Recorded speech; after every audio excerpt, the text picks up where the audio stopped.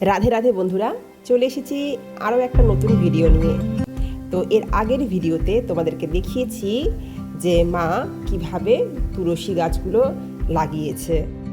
তো দেখো, এটা হচ্ছে গিয়ে আমার ঘরে পুজো দেওয়ার তুলসী টব। এই যে হলুদ রঙের টবটা দেখছো, তো এটা হচ্ছে গিয়ে যখন ঘরে পুজো দেওয়া হয়ে যায় তারপর রোদ পাওয়ার জন্য বাইরে এনে রাখি, আবার যাতে করে শালক সংশ্লেষটা করতে পারে, গাছটা যেন ভালো থাকে। তারপর পাশের এই গাছগুলো দেখো, এই গাছগুলো হলো তাও 5-6 মাস তো হয়েই গেল লাগানো হয়েছে। এই গাছগুলো সব আমার মাসির বাড়ির থেকে এনেছিল মা, মাসির বাড়ির চারা গাছ ছোট ছোট। তো এগুলো এখন সুন্দর, কি সুন্দর হয়েছে। এই দেখো, তাও 1 সপ্তাহ তো হয়েই গেল সেই ভিডিওতে যে দেখিয়েছিলাম গাছগুলো প্রায় সবই বেঁচেছে। আজকেও তুলসী গাছ লাগাবো, কিন্তু গাছগুলো চারা গাছ নয়, দেখো একদম পুরো প্রাপ্তবয়স্ক তুলসী গাছ। তো পাশের বাড়ির এক কাকুর বাড়িতে প্রত্যেক বছরই প্রচুর তুলসী বাগান হয়, মানে অনিচ্ছাকৃতভাবেই ওরা হয়ে যায়। কিন্তু ওই কাকুর বাড়িতে তুলসী পাতার কোনো কাজ নেই সেরকম। তো কাকু ওই তুলসী গাছগুলো সব তুলে ফেলে দিয়ে তো ওখানে ফুল গাছ লাগাবে বলে সব ফেলে দিয়েছিল, রাস্তাতে সব পড়েছিল। তো দেখে ভীষণ কষ্ট লাগলো, মায়া লাগলো যে আমরা তো একটা তুলসী পাতার জন্য কেমন করি। হ্যাঁ, প্রতিদিন আমাদের এত এত তুলসী পাতা লাগে ভগবানের সেবার জন্য। তো ওদের কাছ থেকে চেয়ে তুলসী গাছগুলো নিয়ে এলাম। আরও অনেকগুলো ছিল, এত তো আর লাগানোর জায়গা নেই। তো চেষ্টা করব এই গাছগুলো বাঁচে কিনা, তো দেখা যাক কি হয়। চলো তোমরা একটুখানি জানিও যে তোমরা এরকম কোনোদিনও এত বড় বড় গাছ লাগিয়েছো কিনা। হ্যাঁ, আর এই গাছগুলো লাগালে পরে বাঁচবে কিনা যদি কেউ জানো তা অবশ্যই বলো। তাহলে চলো এই গাছগুলো লাগিয়ে ফেলা যাক।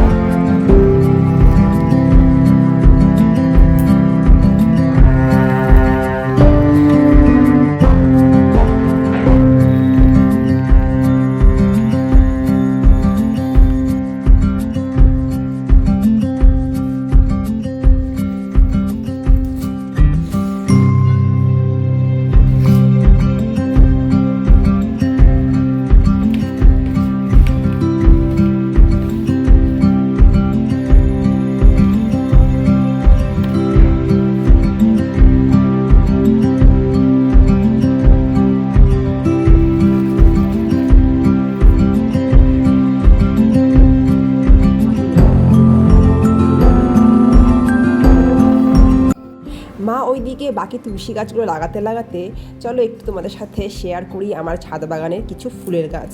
এই দেখো নয়নতারা ফুলের গাছ। নয়নতারা ফুল সাদাও আছে, বেগুনিও আছে, দুটোই আছে আমাদের বাড়িতে, সাদাটাই বেশি আছে। তো মোটামুটি এই ফুলের গাছগুলোর ফুল দিয়েই আমার ভগবানের সেবা পুজো হয়ে যায়। আর কিছুটা কিছুটা রেখে দেই, আর পরবর্তীকালে মানে পরের দিনের পুজোর জন্য কিছুটা ফুলের কড়ি আর ফুটন্ত ফুল রেখে দিলে কি হয়, পরের দিন আবার পরিমাণ মতন ফুল পাওয়া যায়।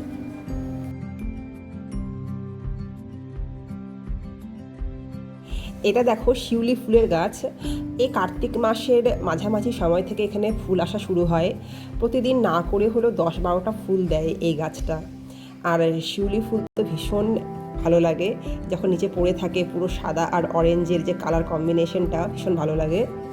তো এই গাছটা, এগুলো সবই গাছ মা আমার বাপের বাড়ির থেকে নিয়ে এসছে, মানে মায়ের বাড়ির থেকে নিয়ে এসছে, মার হাতের লাগানো সব গাছ। প্রত্যেকটা গাছই বেঁচেছে, যখন বাপের বাড়ির থেকে এনেছিল না, প্রত্যেকটা গাছে। এই একটা গাছ দেখো, অলকানন্দা ফুল বলে এটাকে, হলুদ হলুদ হয় সুন্দর ফুলগুলো। এটাতেও বেশ 5-6টা 7টা করে ফুল হয়। মোটামুটি আমার ছাদের এই গাছের ফুলগুলো দিয়ে পুজো সেবা খুব সুন্দর হয়। আর প্রয়োজন পড়লে তো গাঁদা ফুলের চেন কিনে রাখি, সেটা দিয়েও পুজো হয়। তাহলে চলো গিয়ে দেখি বাকি গাছগুলো কতদূর লাগানো হলো। প্রবন্ধ তো গাছ বড় হয়ে গেল। দেখো বড় বড় তুলসী গাছগুলো প্রায় সব লাগানো হয়ে যাচ্ছে এক এক করে। আর গাছগুলো যেহেতু অনেকটা বড়, তো সেই অনুযায়ী আমাদের টবগুলো ছোট হয়ে গেছে। তো এটা বাঁচবে কিনা ভীষণ চিন্তায় আছি। ভীষণ যত্ন সহকারে লাগানো হলো। আর গাছগুলো যেহেতু অনেকটা বড়, তো হেলে পড়ছিল, তো ওই জন্য পাশে কাঠি গেড়ে সুতো দিয়ে বেঁধে রাখা হলো ওদের সাপোর্ট দেওয়ার জন্য। তো এগুলো দেখা যাক, বাঁচলে পরে তো খুব ভালো হবে। পুরো বাগানটা, পুরো ছাদটা আমার তুলসী গাছে ভরে যাবে। দেখতে কি ভালো লাগছে না বলো? কি সুন্দর বড় বড় গাছ।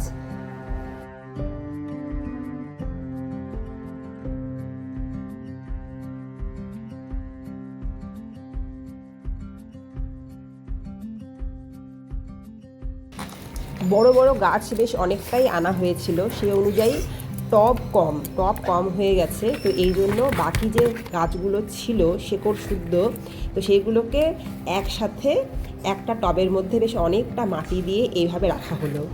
তো দেখা যাক কি হয়। এই সিঙ্গেল গাছগুলো তো বাঁচলেও বাঁচতে পারে, কিন্তু এতগুলো গাছকে একসাথে একটা টবে রাখা হলো, এটা বাঁচবে কি না এটা আরও বেশি চিন্তার বিষয়। দেখা যাক কি হয়। কিন্তু কি করব, তুলসী গাছগুলো যেহেতু পেয়ে যায়নি, বেঁচে আছে, তো এদের ফেলতেও মায়া লাগছে, আবার রাখারও জায়গা নেই। যাই হোক, যতটা সম্ভব সামর্থ্যে আছে সেরকম সামর্থ্য অনুযায়ী রাখার চেষ্টা করলাম।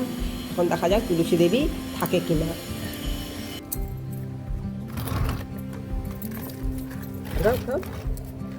এই গাছটা বাঁচবে আমার মনে হচ্ছে, সবই বাঁচবে দেখো।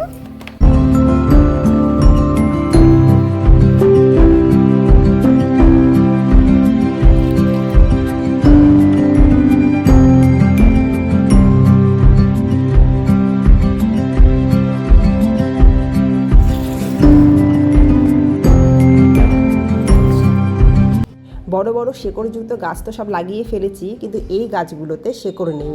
তো এইগুলো তো লাগালে বাঁচবে না, তো এইগুলো কিন্তু ফেলানো যাবে না, এইগুলো কাজে লাগবে। কি কাজে লাগবে সেটা পরের ভিডিওতে দেখাবো।